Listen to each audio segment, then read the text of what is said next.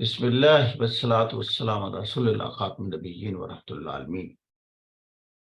اب ہم ایک انٹرنیشنل سوسائٹی اور ایک گلوبلائزڈ ورلڈ میں رہ رہے ہیں، اور ابھی بھی دنیا میں جو پولیٹیکل ڈائنامزم ہے رائٹ ناؤ، وہ اب ہم نے اسٹڈی کرنے ہیں کہ ماضی میں کیا تھے، اب کیا ہیں، اور ان پولیٹیکل ڈائنامزم میں پھر ان کو ہم نے تھیوریز کا نام دے دیا کہ اس کی بیک گراؤنڈ میں پس پشت تھیوریز کون سی انوالو ہے جو کہ انسانوں کو لڑاتی ہیں یا ڈیفرنٹ سیکیورٹی کے انوائرمنٹ میں لے کر جاتی ہیں۔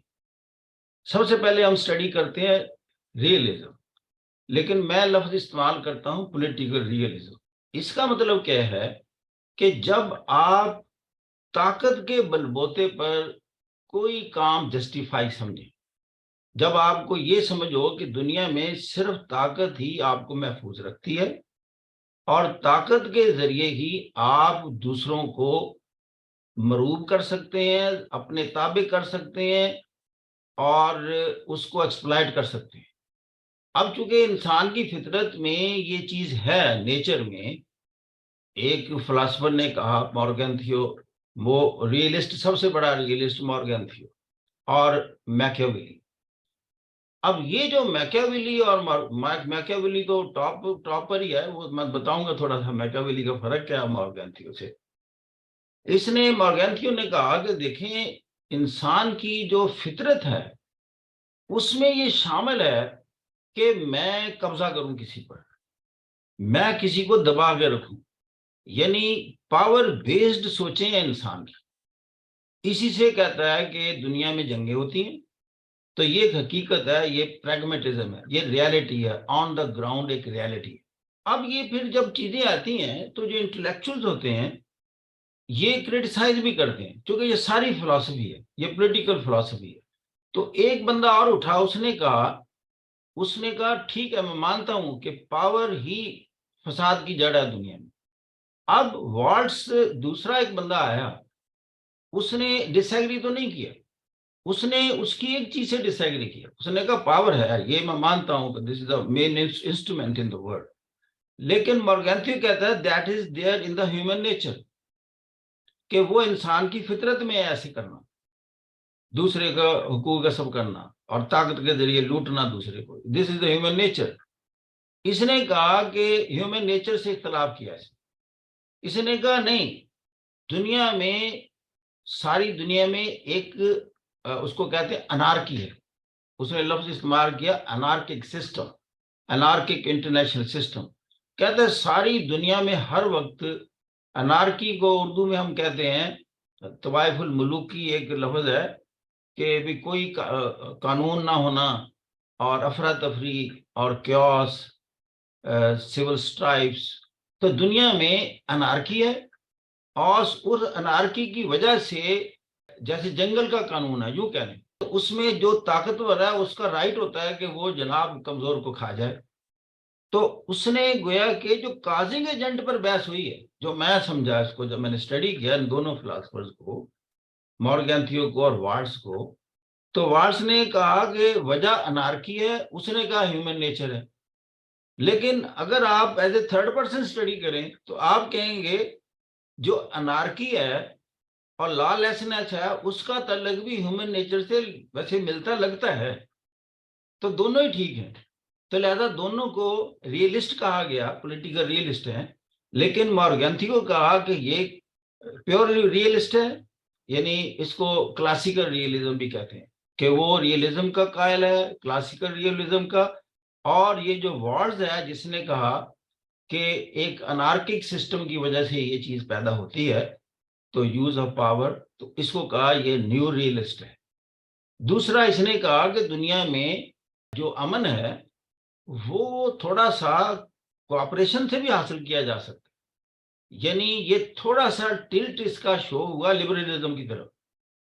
وہ آج ہم پڑھیں گے کہ لبرلزم میں آل ٹوگیدر اپوزٹ ہے ریئلزم کے، تھرو کوآپریشن، آپ کے ایک دوسرے کے ساتھ مل کر اپنے آپ کو طاقتور کرنا، سیکیور کرنا اور اپنے مسائل کو حل کرنا۔ تو اس نے کہا کہ یہ بھی تھوڑا سا اس نے ٹچ دیا اس کو۔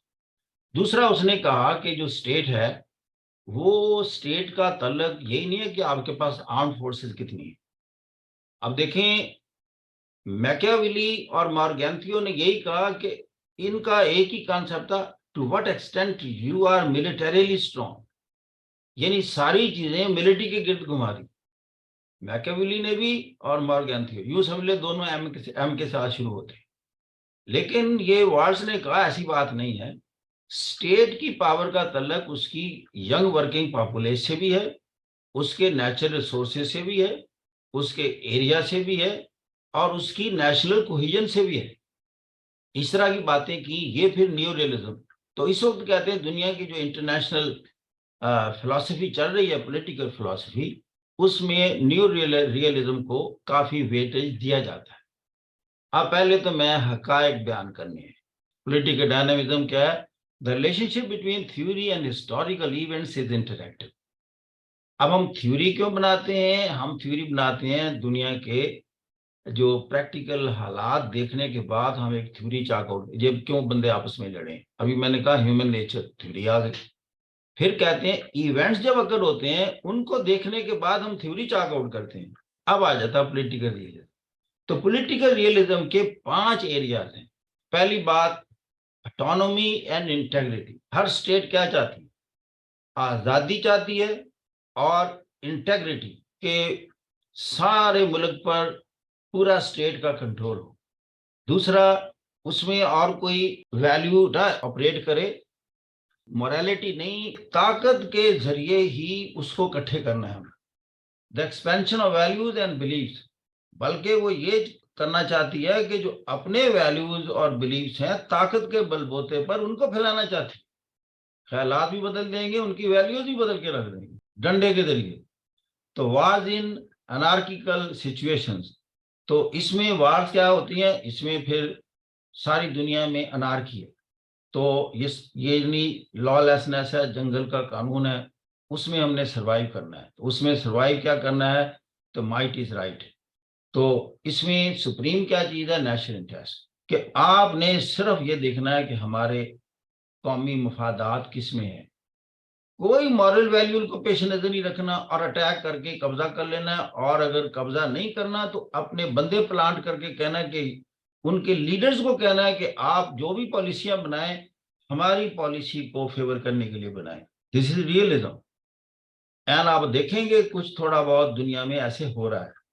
طاقتور کہتا ہے، جیسے ابھی میں نے تھوڑی سی مثال دی کہ آپ نے اس ملک سے تعلقات زیادہ رکھنے، اس سے نہیں رکھنے.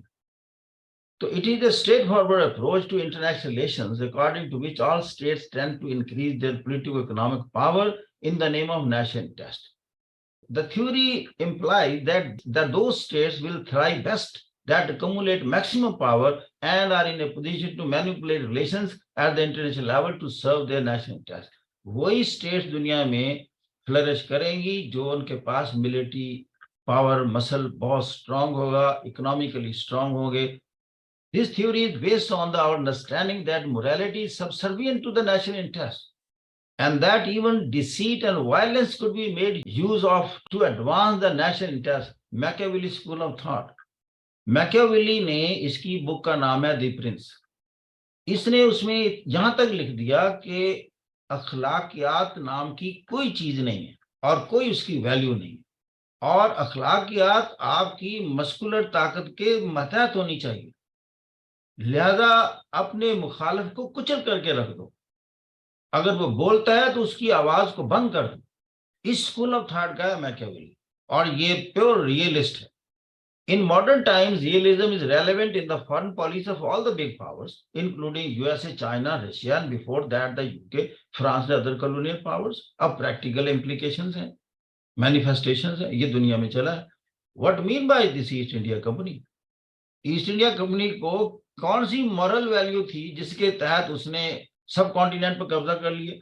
Share power. تو ریئلسٹ جو ہیں مورگنتھیو. For Morganthia, the most important material aspect of power is the armed forces.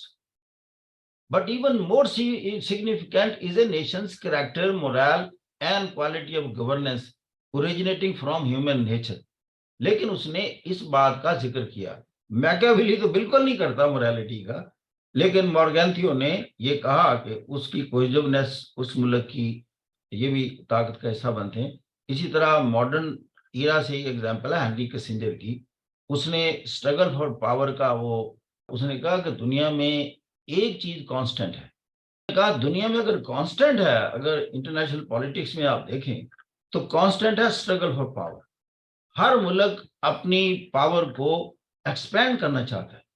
ابھی آپ نے مثال دی summit of democracy by U S A, اور اسی طرح انٹرنیشنل ایک میٹنگ کی چائنا نے بیجنگ میں، بالکل اسی مقصد کے لیے اس نے وہ انٹرنیشنل کوآپریشن کا اس کو ٹائٹل دے دیا.